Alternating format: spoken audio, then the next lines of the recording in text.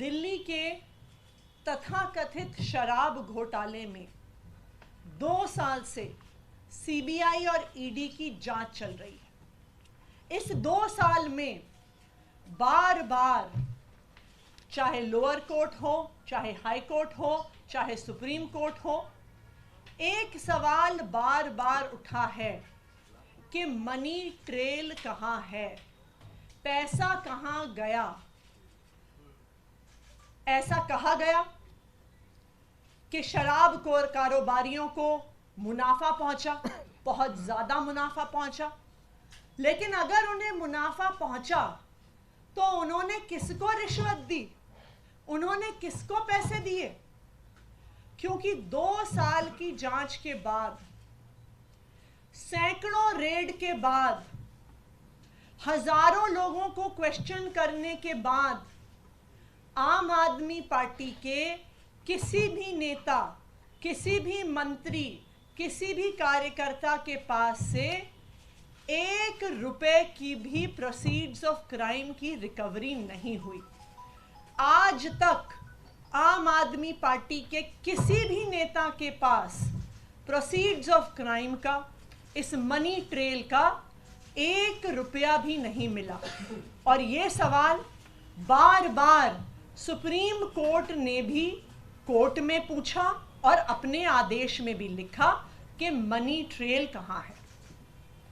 अरविंद केजरीवाल जी को 2 दिन पहले इसी तथाकथित शराब घोटाले के तहत गिरफ्तार किया गया। अरविंद केजरीवाल जी की गिरफ्तारी सिर्फ एक व्यक्ति के बयान के आधार पर है। यह व्यक्ति कौन है? इस व्यक्ति का नाम है शरत चंद्र रेड्डी। शरत चंद्र रेड्डी औरोबिंदो फार्मा करके एक बहुत बड़ी दवाइयां बनाने की कंपनियों के मालिक हैं। इनके पास कई और कंपनियां भी हैं, जिसमें से 2 प्रमुख कंपनियां हैं, एपीएल हेल्थकेयर और यूजिया फार्मा।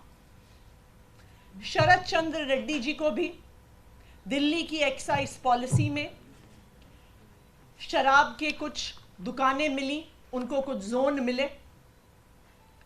शरत चंद्र रेड्डी को 9 नवंबर 2022 को क्वेश्चनिंग के लिए बुलाया गया और शरत चंद्र रेड्डी ने साफ साफ कह दिया कि मैं कभी अरविंद केजरीवाल से मिला नहीं, मेरी उनसे कोई बात नहीं हुई, मेरा आम आदमी पार्टी से कोई लेन देन नहीं है। जैसे ही उन्होंने कहा कि मैं अरविंद केजरीवाल से मिला नहीं, उनको तुरंत अगले दिन ईडी द्वारा गिरफ्तार कर लिया गया। कई महीने जेल में रहने के बाद एक दिन शरद रेड्डी जी ने अपना बयान बदल लिया। शरद रेड्डी जी कहते हैं कि मैं अरविंद केजरीवाल जी से मिला भी। शरद रेड्डी जी कहते हैं कि मेरी उनसे शराब घोटाले पे बात भी हुई। और जैसे ही शरद रेड्डी ये कहते हैं, उनको जमानत भी मिल जाती है ईडी के द्वारा। लेकिन ये तो सिर्फ बयान है। पैसा कहां है? मनी ट्रेल कहां है? क्योंकि बीजेपी और उनका राइट हैंड इन्फोर्समेंट डायरेक्टरेट तो बार बार कह रहे हैं कि शराब घोटाले में पैसा बना और शराब के दुकानदारों ने इस पैसे को भ्रष्टाचार में, इस पैसे को रिश्वत के तौर पे दिया। लेकिन ये तो शरत चंद्र रेड्डी का सिर्फ बयान है, जिसके आधार पर अरविंद केजरीवाल को गिरफ्तार किया गया है। मनी ट्रेल कहां है? मैं बताती हूं आपको कि मनी ट्रेल कहां है। ये है मनी ट्रेल। शरत चंद्र रेड्डी की कंपनियों द्वारा दिया गया इलेक्टोरल बॉन्ड्स में भारतीय जनता पार्टी के बैंक अकाउंट में पैसा। आज ये मनी ट्रेल पूरे देश के सामने आ गई है कि शरत चंद्र रेड्डी, औरोबिंदो फार्मा का मालिक, एपीएल हेल्थकेयर का मालिक, यूजिया फार्मा का मालिक, शराब का कारोबारी, उसने 4.5 करोड़ रुपए के इलेक्टोरल बॉन्ड्स दिए एक्साइज पॉलिसी के बनने के दौरान भारतीय जनता पार्टी को। उसके बाद गिरफ्तार होने के बाद 55 करोड़ रुपए के इलेक्टोरल बॉन्ड्स दिए भारतीय जनता पार्टी को। तो जिस मनी ट्रेल की पिछले 2 साल से तलाश हो रही थी, आज वो मनी ट्रेल सामने आ गई है कि आखिरकार शराब के कारोबारियों ने पैसा किसको दिया, पैसा कहां गया और पैसा कब गया। तो अब मैं प्रधानमंत्री नरेंद्र मोदी जी को चैलेंज कर रही हूं, मैं उनके राइट हैंड इन्फोर्समेंट डायरेक्टरेट को चैलेंज कर रही हूं कि आज शराब घोटाले की मनी ट्रेल मिल गई है। सारा पैसा भारतीय जनता पार्टी के बैंक अकाउंट में गया है। तो enforcement directorate Bharatiya Janata party को आरोपी बनाए और enforcement directorate Bharatiya Janata party के राष्ट्रीय अध्यक्ष जेपी नड्डा को गिरफ्तार करे, क्योंकि अब पहली बार एक्साइज पॉलिसी के मामले में आधिकारिक मनी ट्रेल सामने आ गया है और ये मनी ट्रेल सीधा शराब के कारोबारियों से भारतीय जनता पार्टी के बैंक अकाउंट में गया है। अब मैं चाहूंगी कि सौरभ भारद्वाज जी और डिटेल में इस बात को रखें। नमस्कार साथियों, जब से इलेक्टोरल बॉन्ड के बारे में सुप्रीम कोर्ट में चर्चा हुई, सब लोगों के सामने है कि भारतीय जनता पार्टी, केंद्र सरकार, एसबीआई, इलेक्शन कमीशन सब कोशिश कर रहे थे इलेक्टोरल बॉन्ड किस कंपनी ने किस पार्टी को दिया, ये जांच जो है ये सुप्रीम कोर्ट ना करे और ये डिटेल्स बाहर ना आए। मगर जब से ये डिटेल्स बाहर आई हैं, बहुत serious questions Bharatiya Janata party से उठते हैं और मैं आपको डेट वाइज बताऊंगा ताकि हर एक साधारण आदमी को समझ में आ जाए कब कहा गया कि ऑरबिंदो फार्मेसी और उसके डायरेक्टर मनी लॉन्ड्रिंग कर रहे हैं। मनी लॉन्ड्रिंग कर रहे हैं का मतलब तो भ्रष्टाचार कर रहे हैं। ईडी कह रही है कि वो भ्रष्टाचार कर रहे हैं। जो कंपनी मनी लॉन्ड्रिंग कर रही है या जो आदमी मनी लॉन्ड्रिंग कर रहा है, आपकी ईडी उसको छापा मार रही है, आपकी ईडी उसको गिरफ्तार कर रही है, वो कंपनी आपको चंदा दे रही है। और 1-2 नहीं, 59.5 करोड़, 59.5 करोड़ रुपए का चंदा भारतीय जनता पार्टी ने लिया है। उनके अकाउंट से इनके अकाउंट में आया है, सबूत है। सुनिए, नवंबर से पहले, नवंबर 2021 से पहले की बात बतानी जरूरी है क्योंकि नवंबर 2021 में ये पॉलिसी आई और इस पॉलिसी के अंदर ईडी का आरोप है कि शरद चंद्र रेड्डी और उनसे संबंधित कंपनियों को दिल्ली के अंदर 5 जोन मिले लिकर वेंट्स के। बहुत बड़ी बात है, ये एलिगेशन है। ये पॉलिसी नवंबर 2021 में आई। तो जब ये पॉलिसी चल रही थी उस दौरान, यानी कि 5 जनवरी 2022 को ये पॉलिसी उस वक्त रन कर रही थी, इनके पास 5 जोन थे। उस दौरान ऑरबिंदो फार्मा ने 3 करोड़ के बॉन्ड खरीदे और उसके कुछ दिनों में बीजेपी ने वो बॉन्ड इनकैश करा लिए। अभी सबूत आ गए हैं कि भारतीय जनता पार्टी ने ये पैसा ले लिया है। उसके कुछ दिनों बाद जुलाई में ऑरबिंदो फार्मा ने 1.5 करोड़ रुपए के बॉन्ड खरीदे। जुलाई 2022 में ही बीजेपी ने वो बॉन्ड इनकैश करा लिए। ऑरबिंदो फार्मा का पैसा आ गया। अभी तक ऑरबिंदो फार्मा के ऊपर कोई मुकदमा नहीं चला है, ठीक है। अब इसके बाद आते हैं नवंबर में। अब आपको मालूम ही है कि जुलाई के अंदर ये पॉलिसी 2022 में वापस आ गई। सरकार ने वो पॉलिसी वापस ले ली और ये बात होने लगी, सब जगह मुकदमे दर्ज होने लगे। सीबीआई के मुकदमे दर्ज हो गया कि ये जो कंपनियां हैं ये अब रडार में हैं, इनके ऊपर जांच चल रही है।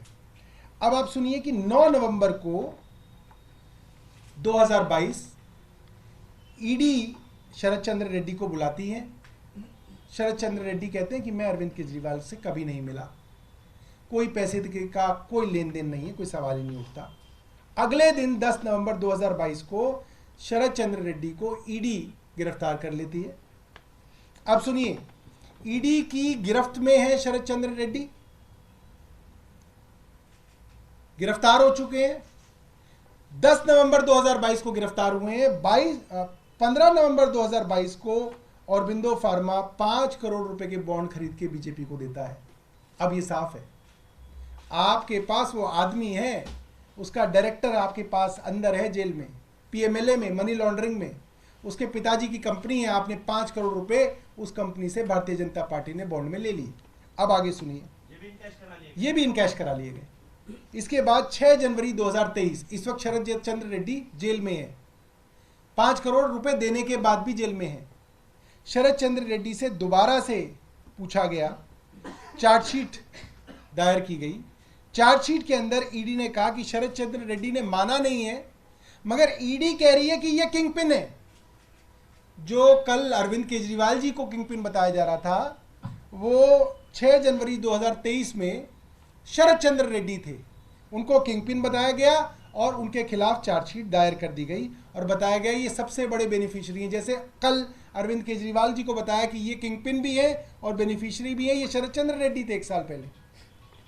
अब फिर जनवरी 2020 में जब इनकी बेल की सुनवाई शरद चंद्र रेड्डी की हो रही थी, अभी वो जेल में ही है, तो उन्होंने ईडी पे आरोप लगाया कि ईडी के लोग उनके ऊपर फोर्स का इस्तेमाल करके, बल का इस्तेमाल करके उनसे झूठी स्टेटमेंट लेना चाहते हैं और उनके एम्प्लॉयज को भी डराया धमकाया जा रहा है। ये हमारा नहीं, शरद चंद्र रेड्डी का अपनी बेल के अंदर स्टेटमेंट है कि मुझको दबाव डाला जा रहा है कि जो ईडी कह रही है प्री डिक्टेटेड स्टेटमेंट मैं दूं। ये जनवरी 20, 2023 की बात है।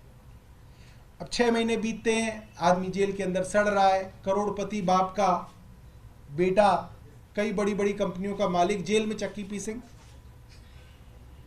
अप्रैल आ गया, अप्रैल के अंदर अब आप देखिए क्या होता है। अप्रैल के अंदर करीब 6 महीने बाद शरद चंद्र रेड्डी स्टेटमेंट दे देते हैं कि हाँ मैंने 100 करोड़ रुपए दिए। 6 महीने बाद, कई बार स्टेटमेंट देने के बाद ये उन्होंने स्टेटमेंट दी। उसके बाद मई में ये मामला हाई कोर्ट जाता है। अब उन्होंने जो ईडी उनके ऊपर दबाव डाल रही थी कहने के लिए, जो कि उन्होंने ही बताया, वो उन्होंने आखिरकार कह दिया। उन्होंने ये बात आखिरकार कह दी अप्रैल 2023 में। अब मई आ गया, मई में उनकी एप्लीकेशन अब हाई कोर्ट के अंदर लगी कि मेरी पीठ में बहुत दर्द चल रहा है। ईडी ने कहा हाँ साहब इनके पीठ में बहुत दर्द है, लिहाजा इनको बेल दे दी जाए। पीठ में दर्द पे हमारे यहाँ ऑफिस से छुट्टी नहीं मिलती, ईडी ने इन्हें बेल दे दी। मिलती है किसी को पीठ में दर्द पे ऑफिस से छुट्टी? आप सब कैमरामैन हैं, सब लोग हैं, पत्रकार यहाँ पे, कौन एडिटर देता होगा? ईडी ने इनको बेल दे दी 8 मई 2023 को। और जैसे ही बेल मिली, पंछी आजाद हुआ। 2 जून 2023 को कहा गया सरकारी गवाह बने शरद चंद्र रेड्डी, मतलब सरकार की शरण में आ गए। अब जब शरण में आ गए तो जैसे जो भी शरण में आता है फिर वो प्रसाद चढ़ाना पड़ता है। फिर आप प्रसाद की कहानी सुनिए। जून 2023 में शरद चंद्र रेड्डी अप्रूवर बन जाते हैं और नवंबर 2023 में जब सरकार को पता है कि ये मनी लॉन्ड्रिंग का आरोपी है, इसने तथाकथित तौर पे 100 करोड़ रुपए की रिश्वत दी, ये जेल में था, उस आदमी से उसकी कंपनियों के थ्रू 3 कंपनी जिनके नाम आतिशी ने बताए, पहली कंपनी औरबिंदो फार्मा और उसकी 2 सब्सिडीज से 50 करोड़ रुपया भारतीय जनता पार्टी ने लिया। 50 करोड़ रुपया छोटा मोटा नहीं है कि कोई 50,000 रुपए डाल गया प्लीज ले लो। 50 करोड़ रुपए के electoral bond Bharatiya Janata party ने शरद चंद्र रेड्डी की कंपनियों से लिए। अब क्या हुआ?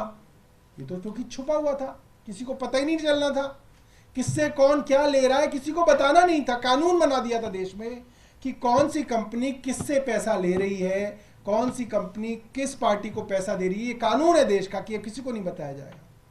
सुप्रीम कोर्ट ने एक पिटीशन को डिसाइड किया और आर्म ट्विस्ट करके, हाथ मरोड़ के केंद्र सरकार की ये लिस्ट जो है डलवाई। ये लिस्ट डलती है 21 मार्च 2024 परसों शाम को 6:30 बजे, 7 बजे ईडी अरविंद केजरीवाल जी के घर में, 9 बजे अरविंद केजरीवाल जी गिरफ्तार। ये चल रहा है आज इस देश के अंदर। क्यों चल रहा है ये सब समझते हैं, क्योंकि कल 21 तारीख को भारतीय जनता पार्टी की पोल खुल गई। अब ये तो भारतीय जनता पार्टी वाले ही ये पाठ हमें इतने दिनों से पढ़ा रहे हैं मीडिया वालों को कि अगर पैसा पॉलिटिकल पार्टी के पास आ जाए तो वो भी आरोपी बनती है। ये तो भारतीय जनता पार्टी के ही सारे के सारे जो है प्रवक्ता हमें 1 साल से समझा रहे हैं। संबित पात्रा जी, वो जो है भाटिया जी, एडवोकेट साहब, स्मृति ईरानी जी, तो अब आतिशी जी ने बता दिया। 59.5 करोड़ रुपया इन कंपनियों से भारतीय जनता पार्टी को मिला है। स्टेट बैंक ऑफ इंडिया ने बताया है, इलेक्शन कमीशन की वेबसाइट पे पढ़ा है, कोई सबूत की जरूरत नहीं है। जिसमें 55 करोड़ रुपया वो है जब वो आरोपी बन गया था, जब भारतीय जनता पार्टी की केंद्र सरकार को पता चल गया था और पूरी दुनिया को पता चल गया था कि वो मनी लॉन्ड्रिंग का आरोपी है, उसके बाद भी इन्होंने उससे 55 करोड़ रुपए ले लिया। तो जैसा कि आतिशी जी ने कहा, इस मामले में क्योंकि मनी ट्रेल सीधे तौर पे भारतीय जनता पार्टी में जा रही है, प्रोसीड्स ऑफ क्राइम सीधा सीधा भारतीय जनता पार्टी तक पहुंच रहा है, लिहाजा भारतीय जनता पार्टी को इसी केस में आरोपी बनाना चाहिए। और जिस तरह से अरविंद केजरीवाल जी को गिरफ्तार किया गया, क्या कहा है कि भाई जिस पार्टी को फायदा मिला उसके कन्वीनर है। तो अब भारतीय जनता पार्टी को फायदा मिला, उसके कन्वीनर कौन है आप जानते हैं। उनको भी भाई ईडी जो है उनकी भी सेवा करे, सिर्फ अरविंद केजरीवाल जी की नहीं। तो ईडी से ये है कि ईडी जाए और भारतीय जनता पार्टी के जो प्रेसिडेंट हैं जेपी नड्डा जी, उनसे पूछताछ करे, और अगर पूछताछ में वो सहयोग नहीं करते तो उनको भी गिरफ्तार किया जाए और भारतीय जनता पार्टी को आरोपी बनाया जाए।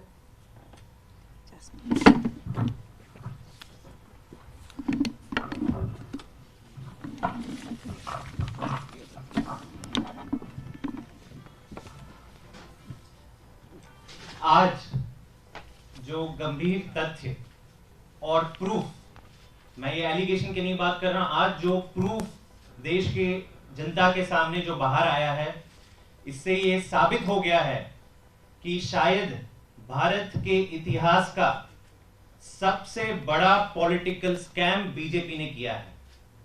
इतना खुलेआम, इतना open and shut case of political corruption शायद ही भारत के इतिहास में कभी प्रूव किया होगा, जो आज आम आदमी पार्टी ने इस प्रेस वार्ता के माध्यम से प्रूव किया है। सारे तथ्य देश की जनता के सामने रखे हैं। भाजपा पिछले 2 साल से क्या कहती आ रही है, ये तो कानून के तहत ये सारी चीजें हो रही है, कानून सबके लिए समान होता है, आम आदमी पार्टी कानून के हिसाब से चले।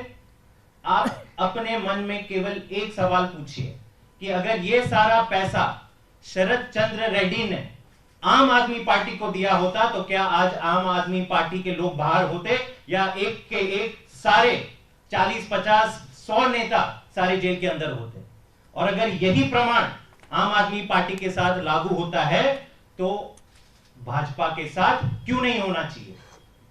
खुले आम वसूली हो रही है, केवल और केवल पॉलिटिकल कॉन्स्पिरेसी नहीं है ये कि आम आदमी पार्टी के नेताओं को अंदर डाले। एक तीर से 2 निशाने हैं यहां पर, यह समझने वाली बात है। भाजपा ने शरद चंद्र रेड्डी को सबसे पहले ईडी के माध्यम से पकड़ा। इनकी ईडी की चार्जशीट खुद कहती है कि शरद चंद्र रेड्डी सबसे बड़े किंगपिन और बेनिफिशियरी है इस कथित शराब घोटाले के, और चंद ही महीनों में जो सबसे बड़ा किंगपिन है वो स्टार अप्रूवर बन जाता है, इस केस का प्राइम विटनेस बन जाता है, और उसके चंद महीनों बाद कुल 12 महीनों के अंदर जो करीबन 60 करोड़ की वसूली हुई, तो मतलब भाजपा का स्टार डोनर भी वही शरद चंद्र रेड्डी बन जाता है। ये सबसे इंपॉर्टेंट चीज है कि और भाजपा को कभी भी यह संदेह नहीं था कि यह चीज बाहर आएगी। ये तो भगवान की कृपा है कि सुप्रीम कोर्ट के माध्यम से ये सारी चीजें बाहर आई, और ये बाहर नहीं आने वाली थी। आप ये मान के चलिए कि केवल यहां पे मनी लॉन्ड्रिंग का पैसा भाजपा तक नहीं पहुंचा है, इस मनी लॉन्ड्रिंग के ट्रेल को छुपाने की भी हर संभव प्रयास किया गया। एसबीआई भाजपा के पीछे खड़ी हो गई, देश का finance secretary, finance department, finance minister, RBI, election commission of India, तमाम एजेंसियां भाजपा के पीछे खड़ी हो गई कि नहीं साहब, हम इलेक्टोरल बॉन्ड का डेटा तो बाहर नहीं आने देंगे। लेकिन भगवान की कृपा थी कि आज भाजपा के ये काले करतूत, भाजपा का ये पाप देश की जनता के सामने आ गया। अब ये ओपन एंड शट केस है, इसके बाद कुछ नहीं बचता। देश के सामने आज भाजपा बेनकाब हो गई है कि आप कैसे केवल और केवल एक नकली मुकदमे में आपने अरविंद केजरीवाल जी को बंद किया है, और उसके सामने, उनके सामने जो एक प्राइम विटनेस का स्टेटमेंट आपने कोर्ट के सामने कल जो रखा, जिसके आधार पे इनकी रिमांड की एप्लीकेशन आपने दर्ज करी, वो प्राइम विटनेस और कोई नहीं है, भाजपा का प्राइम डोनर है। धन्यवाद।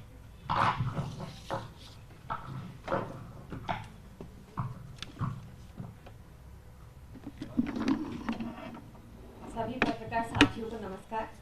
Almost everything has been said before me by our Minister Atishi ji, Saurabh ji and Jasmine Shah ji. तो जो हमारे केस में कहीं भी नहीं था, फिर भी भाजपा के प्रवक्ता लगातार आकर बार बार बोल रहे थे कि प्रथम दृष्टिया हमारे खिलाफ सबूत है। बार बार आकर बोल रहे थे कि एक साउथ लॉबी है, साउथ लॉबी है जिसको पैसा दिया गया।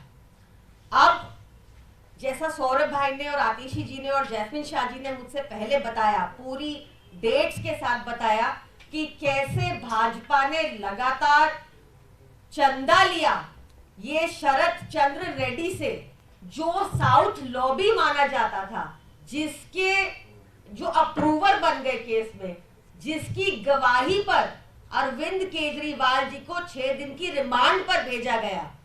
उस अप्रूवर ने लगातार भाजपा को चंदा दिया इलेक्टोरल बॉन्ड से, और इस इंफॉर्मेशन को बाहर आने के लिए पुरजोर ताकत लगा दी हमारी सारी इंस्टीट्यूशंस ने, हमारी सारी भाजपा ने, और बहुत ज्यादा कड़ा परिश्रम लगा, बहुत सख्ती का रुख अपनाया सुप्रीम कोर्ट ने, बहुत दूरदर्शिता दिखाई कि कहा कि इन सारे इलेक्टोरल बॉन्ड्स की इंफॉर्मेशन को सार्वजनिक करना होगा, जो रिसेंटली हुआ, जो अभी भी पूरी तरह से नहीं आया। 2019 के पहले वाला डाटा आज तक मिसिंग है।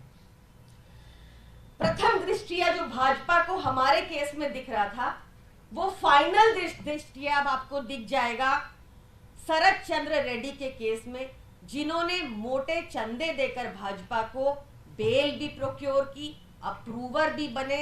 ईडी ने भी हाई कोर्ट में उनकी बेल पर कोई आपत्ति नहीं जताई, और ये बहुत बड़ी बात है। आपने देखा होगा ईडी कैसे बड़े बड़े मामलों में आप बार बार अपोज करती है बिल को, और उनकी ऑपोजिशन की वजह से बेल नहीं ग्रांट हो सकती, क्योंकि पीएमएलए की प्रोविजंस इतनी स्ट्रिंजेंट है।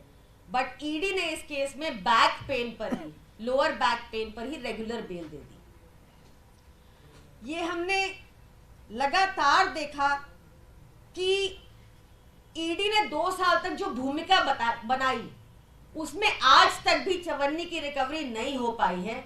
और अब इतना डाटा सार्वजनिक होने के बाद ये जरूरी हो जाता है, सिर्फ एक व्यक्ति के लिए नहीं, सिर्फ एक पॉलिटिकल पार्टी के लिए नहीं, देश के लोकतंत्र को बचाने के लिए, देश के संविधान को बचाने के लिए, और भाजपा को अकाउंटेबल करने के लिए कि आप सबकी भूमिका की भी बहुत अहम आवश्यकता है। इस टाइम पर बहुत जरूरी है कि मीडिया भी आसानी से जाने ना दे भाजपा को, और उनसे अकाउंटेबिलिटी मांगे कि कैसे ये साउथ लॉबी लगातार भाजपा को चंदा देती रही, और कैसे साउथ लॉबी की किंग पिन को, जिनको उन्होंने किंग पिन बुलाया, उनको रेगुलर बेल मिल गई एक ऐसे मामले में जहां पर साफ तौर पे पुख्ता सबूत है कि चंदा भाजपा को दिया गया, और कैसे हमारे नेता आज तक जेल के अंदर है, जबकि एक चवन्नी की रिकवरी भी नहीं हुई। तो मेरी मीडिया फ्रेंड से गुजारिश है, प्लीज इसको बहुत अग्रेसिवली परसू कीजिए, इंश्योर कीजिए कि सारी इंफॉर्मेशन बाहर निकले, इंश्योर कीजिए कि भाजपा आरोपी बने इस एक्साइज पॉलिसी स्कैम में, क्योंकि सारा चंदा भाजपा को ही गया। इंश्योर कीजिए कि हमारी डेमोक्रेसी, हमारा लोकतंत्र, हमारे इंस्टीट्यूशंस प्रोटेक्टेड रहे और अकाउंटेबल रहे। Thank you. जिन 59 करोड़ रुपए की आपको बात शरद चंद्र की, उसमें से 5 करोड़ रुपए गिरफ्तारी के महज 5 दिन बाद दी गए। उसके बाद वो अप्रूवर बनते हैं, अप्रूवर बनने के बाद एक मोटी रकम भाजपा देते हैं। क्या यह माना जाए राहत या जमानत पाने की रिश्वत दी गई थी? देखिए, हम तो इन्वेस्टिगेटिंग एजेंसी नहीं है, लेकिन जो प्रूफ सामने आया है ये साफ दिखा देता है कि मनी ट्रेल कहाँ जा रही है। अभी तक पूरे एक्साइज पॉलिसी के इन्वेस्टिगेशन में बयान ही बयान थे, बयान ही बयान थे कि किसी ने एक बयान दिया, किसी ने दूसरा बयान दिया, किसी की कनपट्टी पे थप्पड़ मार दिया, उसने एक बयान दे दिया। लेकिन आज पहली बार मनी ट्रेल का प्रमाण सामने आ गया है और साउथ लॉबी की शराब कारोबारियों का पैसा भारतीय जनता पार्टी के बैंक अकाउंट में गया है। ये बयान नहीं है, ये प्रमाण है, ये मनी ट्रेल है, ये प्रोसीड्स ऑफ क्राइम है जो भारतीय जनता पार्टी के बैंक अकाउंट में गया है। ये ओपन एंड शट केस है और अब भारतीय जनता पार्टी को एक्साइज पॉलिसी इन्वेस्टिगेशन में आरोपी बनाना चाहिए ईडी को और उनके राष्ट्रीय अध्यक्ष जेपी नड्डा जी को तुरंत गिरफ्तार करना चाहिए।